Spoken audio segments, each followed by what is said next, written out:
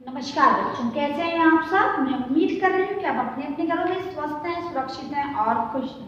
देखिए बच्चों, हमारे कॉम्पिटिटिव एग्जाम्स हो चुके हैं। कॉम्पिटिटिव एग्जाम्स के बाद हम कर रहे हैं हमारे फाइनल एग्जाम्स की प्रिपरेशन। तो फाइनल एग्जाम्स की प्रिपरेशन करने के लिए हमें हमारे सिलेबस को कंप्लीट करना होगा। हमारे सिलेबस में देखिए कुछ चैप्टर में रिड्यूस किए 30% कोर्स के अकॉर्डिंग। मैं आपको वापस माइंड करवा रही हूँ, जिसमें हमारा चैप्टर था इच्छा शक्ति बलियसी, चैप्टर नंबर 4, चैप्टर नंबर 9 था मेट्रो यानम, चैप्टर नंबर 12 गणतंत्र दिवस समारोह और चैप्टर नंबर 13 अग्रे चलत चलत रे बाला। तो इसमें से इच्छा शक्ति बलियसी हमने नहीं पढ़ा है, मेट्रो यानम डिस्कस कर चुके थे। 11 चैप्टर के बाद जो 12 और 13 है, गणतंत्र दिवस समारोह और अग्रे चलत रे बाला, ये दोनों चैप्टर हम बाद में पढ़ेंगे।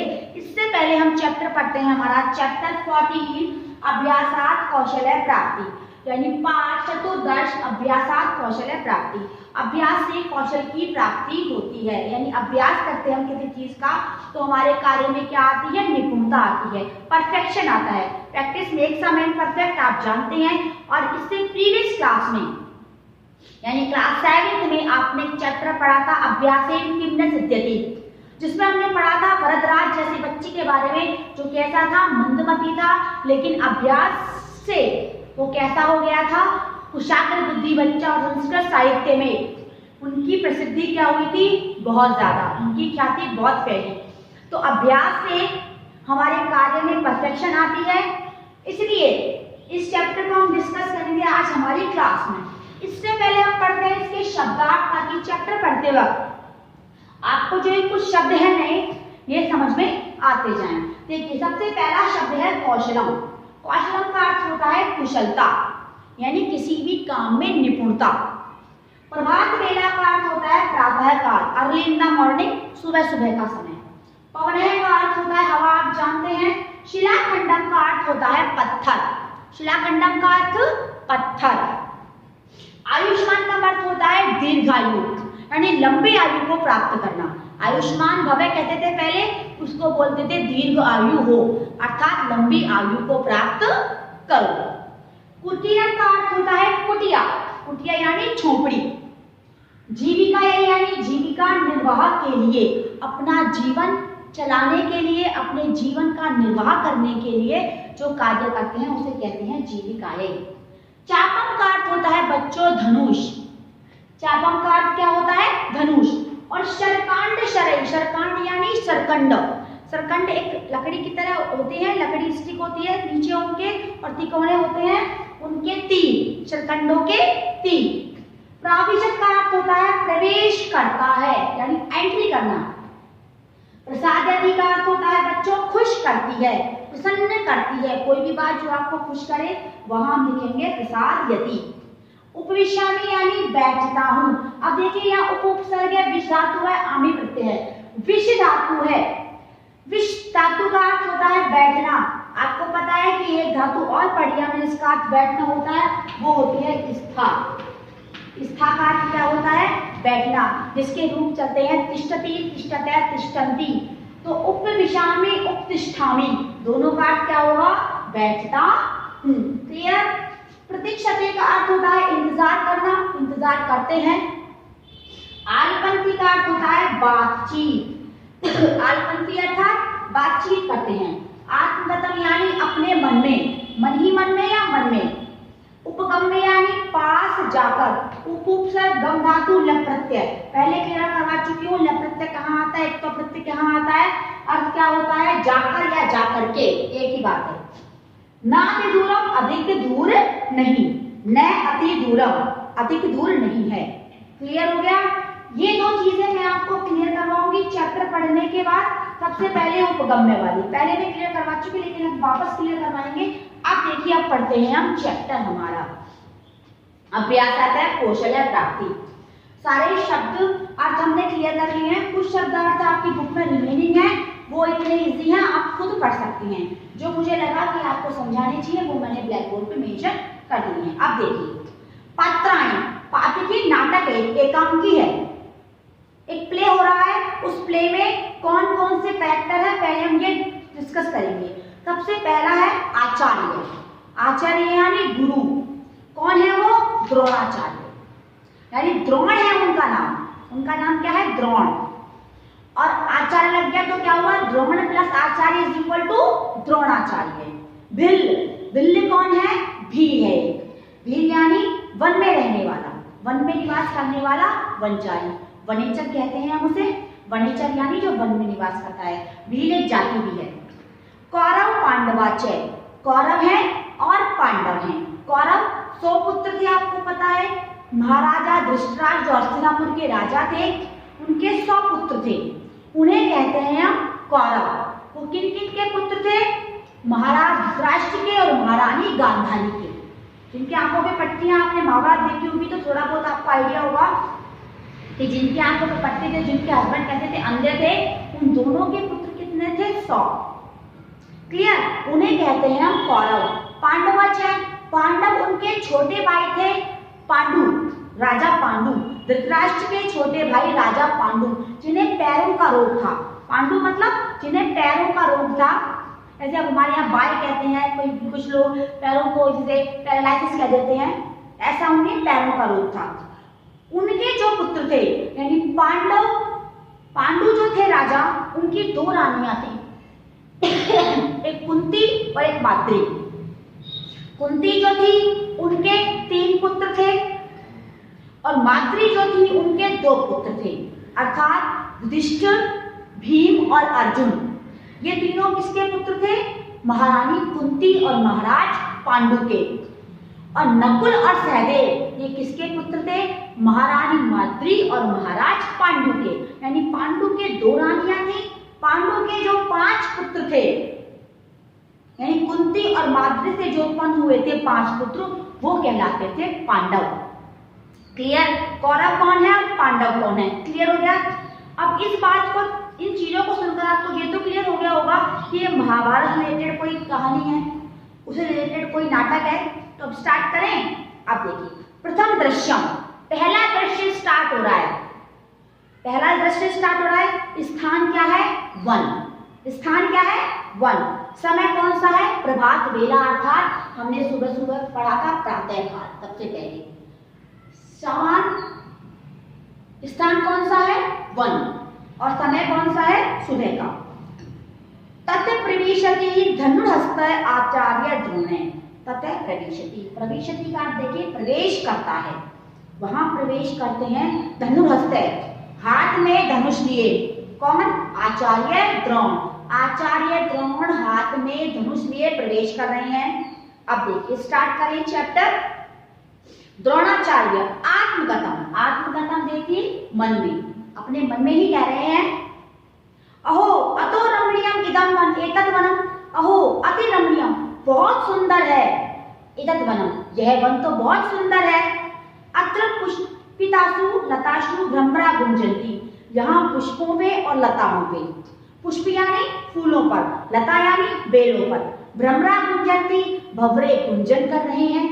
गुंजन यानी गूं गूं की ध्वनि करते हैं ना भंवरे, उनकी जो साउंड होता है वो ध्वनि कर रहे हैं।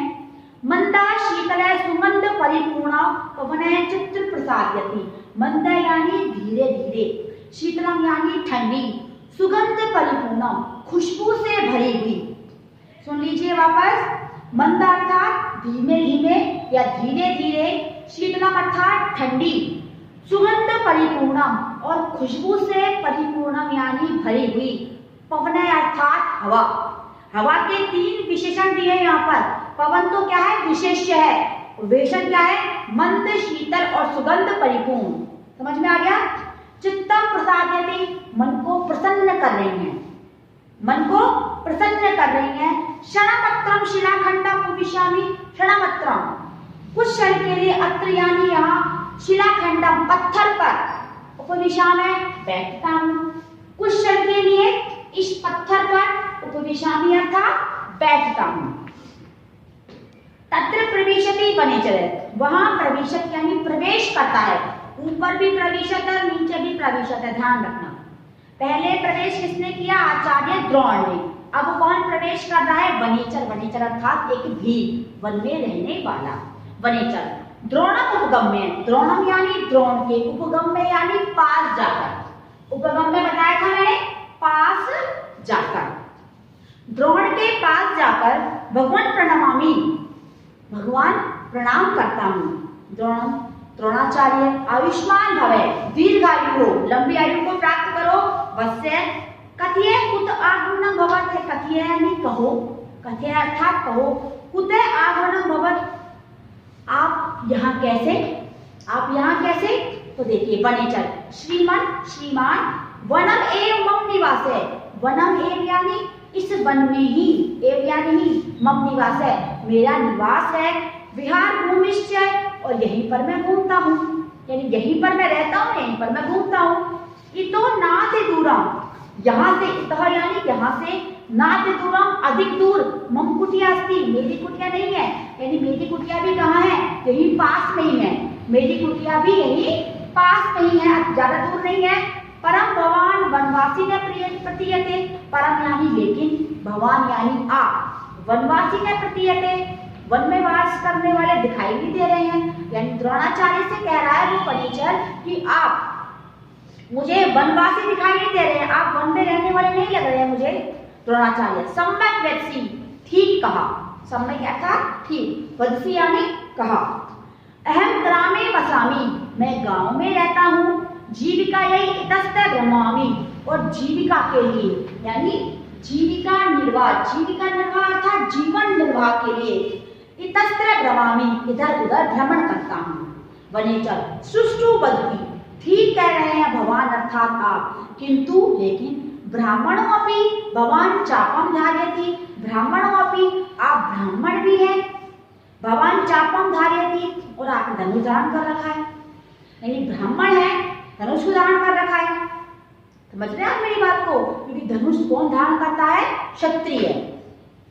यानी आप इस बात को ध्यान में रखें कि आपने अपने एसएसटी में पढ़ा होगा, हिंदी जो हमारी हिस्ट्री है उसमें, कि हमारे 4 होते हैं, ब्राह्मण, क्षत्रिय, वैश्य और शूद्र। ब्राह्मण सिर्फ पूजा पाठ करते हैं और भगवान का स्मरण करते हैं, भिक्षा लेते हैं। क्षत्रिय राज करते हैं, राजा होते हैं, और उनकी शोभा क्या होती है, युद्ध करना। वैश्य व्यापार करते हैं और शूद्र उनकी सेवा करते हैं। तो आप तो ब्राह्मण है, तो आपने चापम अर्थात धनुष धारण कैसे कर रखा है? तो देखिए द्रोणाचार्य, न अहम दानम स्वीकरोमि, नहीं स्वीकरोमि, यह दान नहीं है, मैं दान नहीं कर रहा हूँ। उद्यम कृत्वा, मैं दान नहीं लेता हूँ, मैं दान को स्वीकार ही नहीं करता हूँ। मतलब ब्राह्मण का काम क्या होता है, भिक्षा मांगना, तो मैं किसी की भिक्षा स्वीकार नहीं करता हूँ।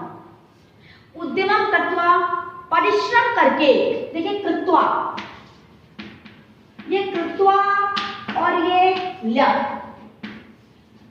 कृत्वा ने कत्वा लिखी हूं मैं, इत्वा ल्य, ये दोनों एक प्रत्यय हैं। इनका डिस्कशन मैं चैप्टर के बाद करूंगी, ठीक है, पहले सुनिए इसको।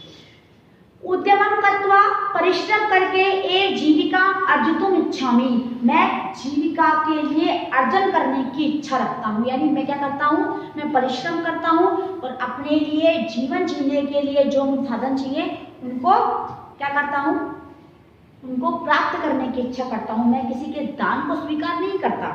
वनेचर भवान धन्य, आप धन्य हैं। यम श्रम कृत्वा जीवनम व्यापेति, जो श्रम करके जीवन को जीता है। गच्छामि तावत परिवारम मां प्रतीक्षति, चलता हूँ, मेरा परिवार मेरी प्रतीक्षा कर रहा है, क्योंकि मैं भी ऐसा ही करता हूँ।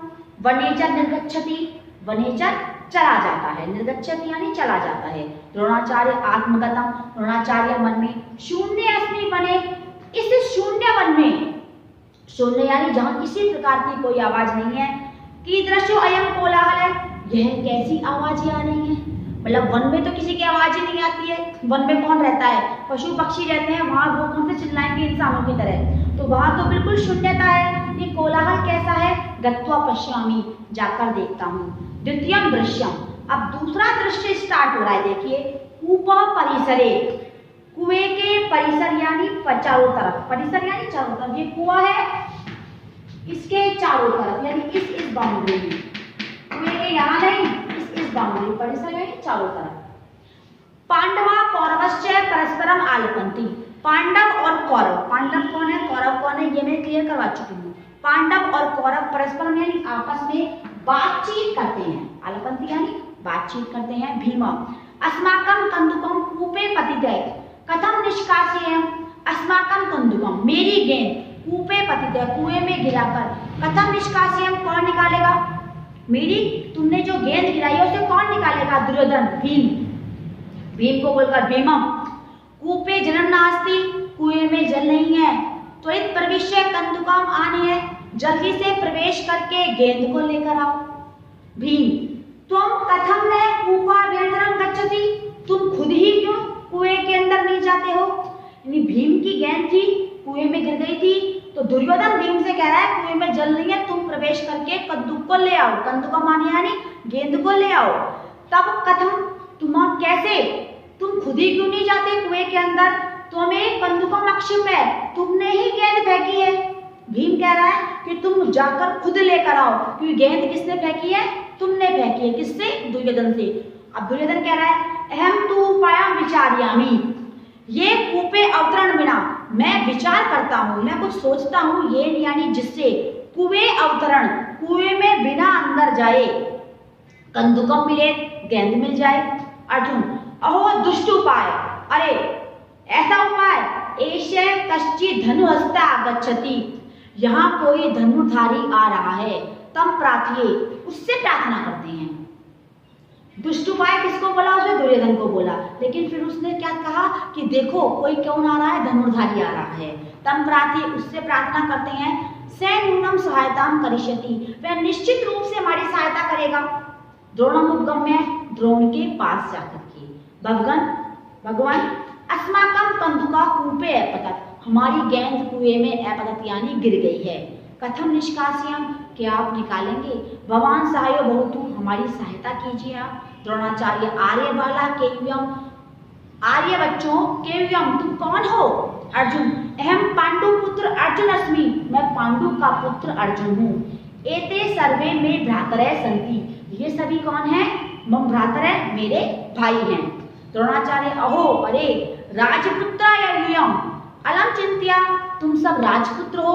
अलम चिंत्या चिंता मत करो या चिंता अलम का मतलब छोड़ देना मत करना चिंता को छोड़ दो।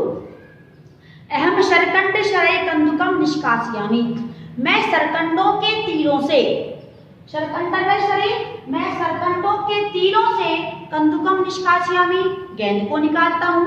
अयम एक शरकांड शर मया क्षिप्तः मैं एक शरकांड सर वह क्या करता है वह एक सरकंड के तीर को मया क्षिप्तः वहां डालता है। अस्य ऊपरी उसके ऊपर द्वितीय तृतीय दूसरा तीसरा क्रमेण दशम पर्यंतम 10 पर्यंतम 10 तक कम से कम एक के बाद एक के बाद एक के बाद एक के बाद वो सारे तीरों को जब तक वो ऊपर नहीं है तब तक छोड़ता जाता है। व्योम ऐसा तो शरकांडना माला रचिता है ऐसे तो आपने शरकंडों की माला ही बना दी। द्रोणाचार्य अधुना एता माला आकर्षयामि अब ये माला आकर्षित कर रही है। गृहीताम गृहीताम कन्दुकम् ग्रहण करो गेंद को। सर्वे अहो अद्भुतम एतत् कौशलम यह तो अद्भुत कौशल है। द्रोणाचार्य सततम अभ्यासेन कौशलम प्राप्ते लगातार अभ्यास से कौशल की प्राप्ति होती है। यदि मानव एकाग्र मनसा यदि मनुष्य एकाग्र मन से स्थिर चित्तेन और स्थिर चित्त से एकाग्र मन और एकाग्र चित्त से अभ्यासन कुर्यात् अभ्यास करे तभी से अवश्यम कौशलम प्राप्नुयात् तो वह निश्चित रूप से कौशल को प्राप्त करता है यानी अपने कार्य में निपुणता प्राप्त करता है। अब देखिए पटाक्षेप पर्दा गिर जाता है। मैंने 2 टॉपिक आपको बताया था एक तो आप इसको डिस्कस करना है। देखिए जबकि सेंटेंस में 2 क्रियाएं हो रही हैं दोनों को करने वाला कर्ता एक क्रिया कितनी है 2 कर्ता कितने हैं 1। ऐसा कोई वाक्य हो मैं घर जाकर के खाना खाता हूँ घर जाकर के घर गया फिर खाना खाया। मैं मंदिर जाकर के नहाता हूँ या मैं नहा करके मंदिर जाता हूँ तो मैं ही नहाया मैं ही मंदिर गया दोनों काम मैंने करे तो 2 क्रियाएं हुई हैं। कर्ता एक ही है मैं तुम या कोई और। तब उस सेंटेंस में जो प्रथम क्रिया होती है